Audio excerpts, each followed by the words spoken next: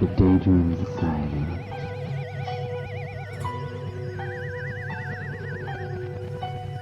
Six. Cyndi and I are running through the Carrollton Cemetery. The ground is falling apart under us.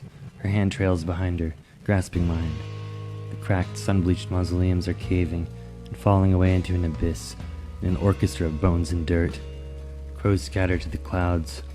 Cyndi's left something at the other end of the graveyard on the chain-link fence. We run toward the fence, but the cement of the walkway is falling apart under us, and fires flare up between the cracks, burning, chasing us, viral. Cyndi's voice rings out, pressed like a lost child's. Her hair escapes behind her, a funeral veil, a black storm. I can hear sick laughter twisting and cascading off the flapping wings of the crows, and a voice resounds somehow within that laughter. Turn around, sick child, and see. There's no time. This vision dissipates suddenly, and I'm familiar with my surroundings. Felix and I are somewhere near Satsuma, crossing the road in a glare of headlights. Felix is humming a little tune to himself. I'm in the mood for a cute little girl named Cyndi Blue. What'd you just say? I query him, somewhat startled. Felix repeats himself. I'm in the mood for a cute little girl named Cyndi Blue. You know Cyndi? I ask him, incredulous. Cyndi Blue? You joshing me, Silas? Felix's eyes fill up with brightness, pools of moonlight. Yeah, Cyndi, little brunette artist. You know her? Felix runs a hand through his tangled hair.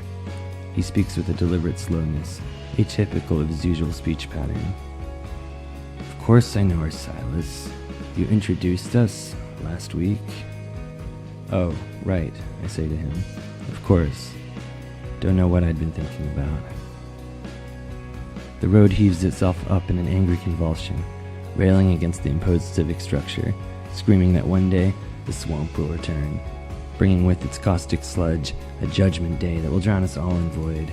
The city's a temporary dream that we dance across like angels on the head of a pin. We can change things, Felix says. This plastic world, the way it sucks you in. It doesn't have to be this way forever. We could evolve beyond this urban sprawl.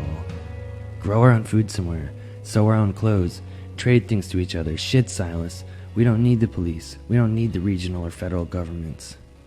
I nod, stepping gingerly over a distorted lashing out of the sidewalk. I think it may be too late, I say, for those kind of dreams. The world continues to revolve while we bliss out from it and talk about how it could be. They'll build another chain store over the projects. The 8th Ward will continue to crumble and rot. It's like there's an open sore on the face of reality, and everyone's just shutting their eyes to pretend it isn't bleeding. There are not enough people left who are able to look around at this bedlam and still feel capable of believing in anything. Shit. Even I have trouble feeling as if life has any meaning left. And when I read the obituaries, they fail to mention the people who haven't physically died, right? But pretty much died anyway because everything just felt like too much and they gave up. Every day the obituaries testify to the passing of more of us. People with unfulfilled dreams, lackluster sex lives, unpaid mortgages, unrealized ambitions. Those people, Felix returns through gritted teeth, did not understand. They had time. They had fucking time. I look at him with raised eyebrows and emit a wordless, musing, I've been meditating a lot lately, he tells me. On Shunyata. There's a song on this record I bought last week. I got it for $20 along with a collection of Dixieland and gypsy jazz from this gutter kid who must have needed a fix or something. I mean, he took a 20 for his whole collection. You have to hear it. Come on, let's walk to the record store. I'll play it for you. The song's called Brightly Shining Mind. What's the name of the group? I ask. I'm not sure. The song titles are printed on the center of the record. I've looked all over the album jacket, and there's no name. I can't even find a date, producer credits, or anything. The only thing on the cover is 5 of those little worry dolls. You know the ones people put under their pillows at night to get rid of anxieties while they're sleeping? Right, as if the dolls could steal their troubles away in the night, take them to some other place, wherever dolls go. I am, Felix reflects, actually quite interested in discovering wherever it is that dolls go. We turn the corner to the block housing the Smoking Mind's ramshackle building. The building itself seems to lean sometimes, like a stack of water-damaged records. We reach the door, and Felix turns his key in the lock. The door clicks open. Inside, Felix rummages through a box of vinyl recordings, tossing several that seemed to disappoint him aside, with apathetic casts of his hand, and finally producing a 7-inch from the midst of the collection. The turntable head spits with the sound of dust, and the opening strains of Brightly Shining Mind come over the speakers, slap bass, and a thin snare drum. I take a seat in one of the spinning chairs opposite Felix, and lean back as the banjoist comes in to accompany the vocal line. Felix has pulled a bong from behind the boxes of records. I don't smoke that stuff, I remind him. It's opium, Felix nods in my direction. Oh, I say. Listen, here, Felix gestures emphatically, flinging his hand at the record player. The bass line vibrates through the worn-out cones of the Smoking Mind's 1970s speakers, causing a shuddering vibration against their wood paneling, and masking a guttural yelp as the singer works himself into a frenzy. A female backup vocalist accentuates his tenor with a wordless melody. Listen carefully, Felix cautions. I'm listening. We escaped the endless circle. The speakers shriek. Tore a pinhole through your dream. Danced through tourniquets of poison roots. Slipped out the side door. Stole a ride on yesterday's train. Yesterday's train, Felix repeats. Perfect lyricism.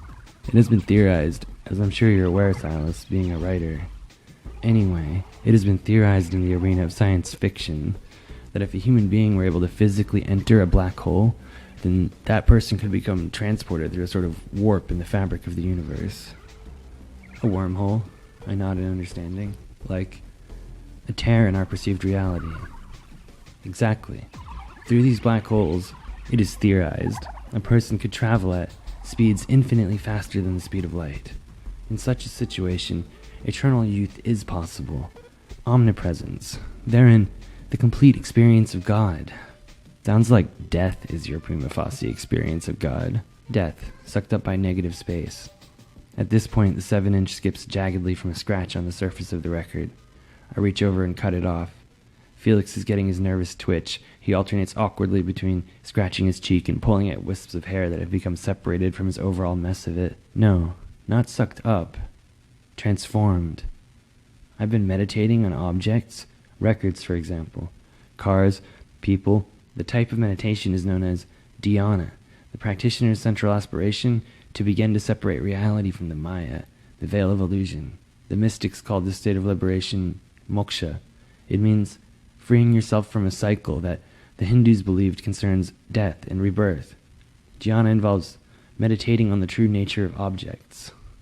Felix exhales opium smoke, which transcends over his face, a veil. And what I've understood through this meditation, Silas, is an essence which exists invisibly inside the things around us, in the spaces in between everything. There's a void. Hold on, here, have some of this. Opium smoke touches my lips, like caustic velvet. You see what I'm saying? Felix continues. Through my research, what the mystics meant by veil of illusion was time, I realize. Warmth comes over me, a slow, creeping embrace. Felix grins. If people could access somehow these black holes inside of them, they could transcend it completely. Find a way to slip out the side door. I pause to consider what Felix has said. You think Cyndi could do something like that? I ask him. Transcend the Maya? Felix shifts a bit, manipulating the record player's arm and drawing his legs up onto his spinning desk chair as the record begins to repeat Brightly Shining Mind. His eyes glow somewhat uncomfortably. Cyndi's a good chick. I think she feels that kind of void inside her, but refuses to recognize it consciously. Its existence, however, drives her to a sick desperation. She does an admirable job of mitigating her depression through dope. Still, Felix eyes me meaningfully. A heroin addict is, by her very nature, stuck in the linear flow of time. How long she has to wait until she can score is juxtaposed on an axis with the amount of time before sickness kicks in. But you know Cyndi. You know how she is.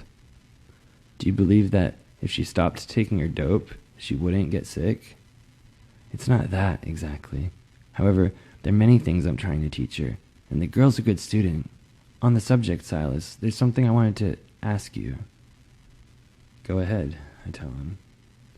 Well, Anastasia, my lady friend, I'm not sure how exactly she would react if she knew about Cyndi and I. I mean, about our talks in the void. We do have them.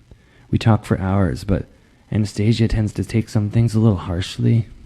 So you're asking me not to tell her that you're seeing Cyndi? I ask pointedly. In a roundabout sense, yes.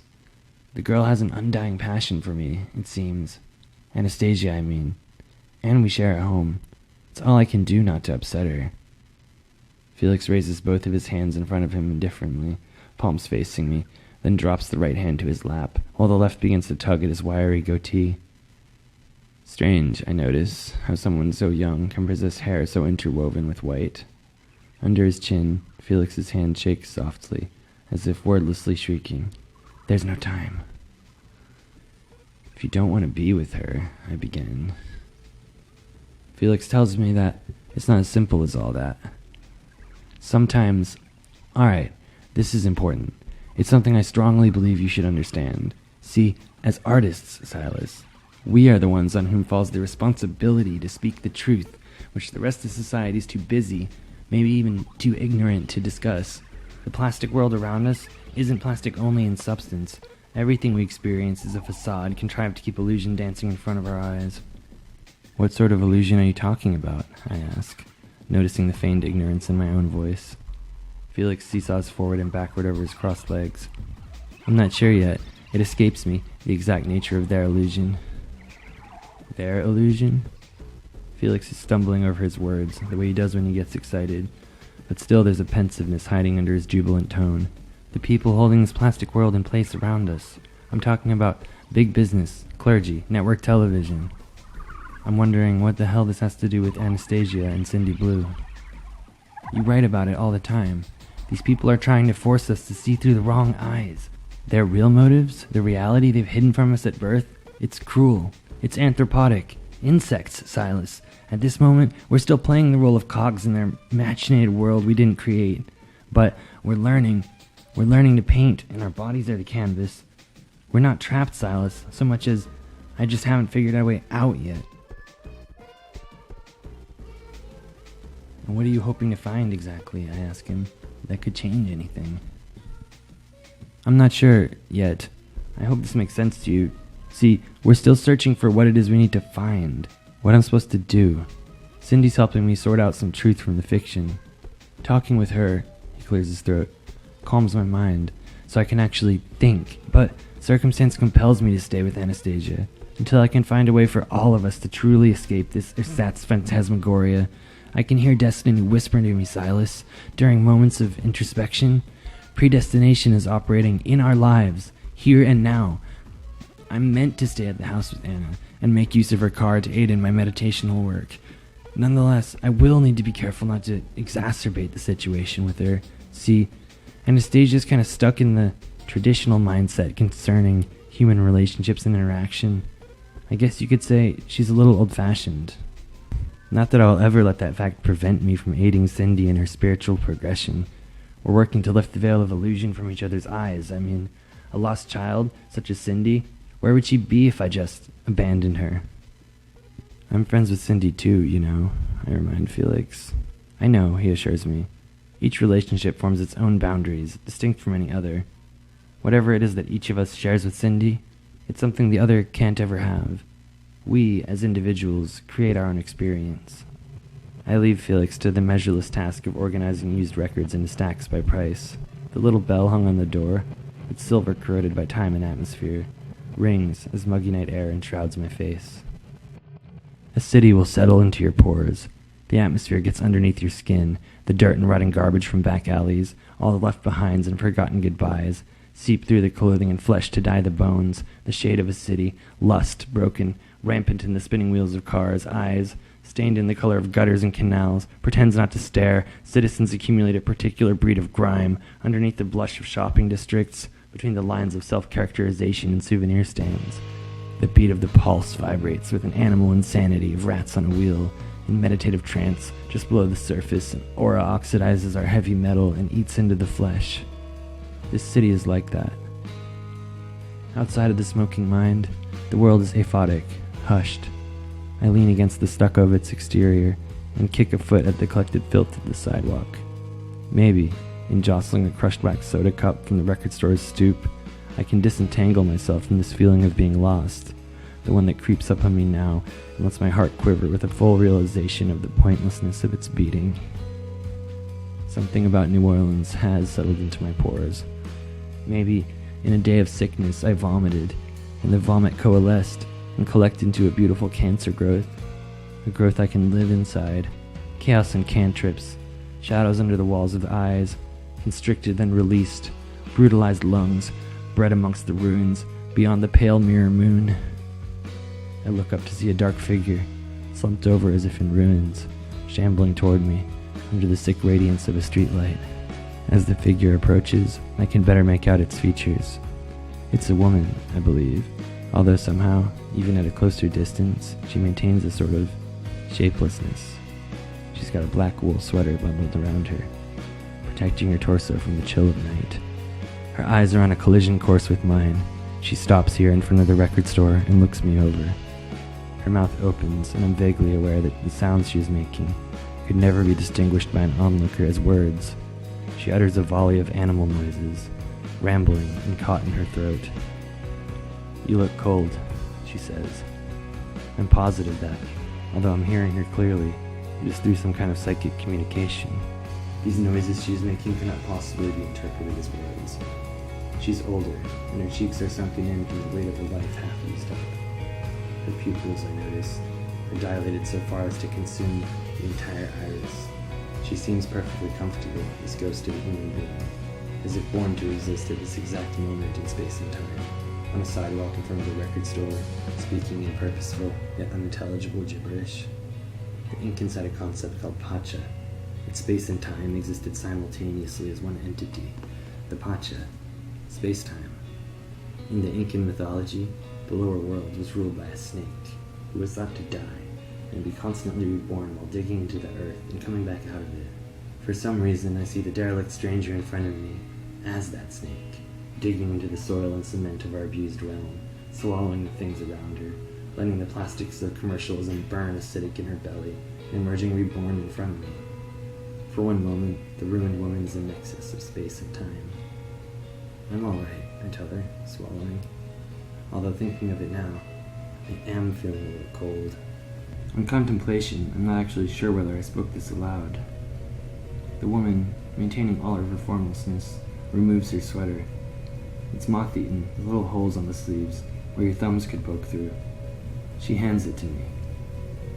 "Keep someone you love from becoming numb," she imparts to me in her garbled glossolalia. "Stave off the chill of death."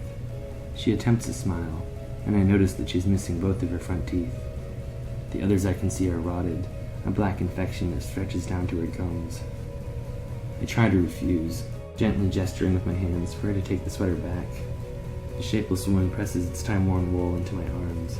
I can feel her hands, rough and scarred from the harsh pretenses of city life. The moth-eaten holes, she whispers in glossolalia, grow bigger with time. They'll tell you many things, but some of them will be lies. Who will tell me? I try to ask. She doesn't appear to hear me, and continues moving down the sidewalk, in the direction she had been before, shambling in a formless, awkward loop.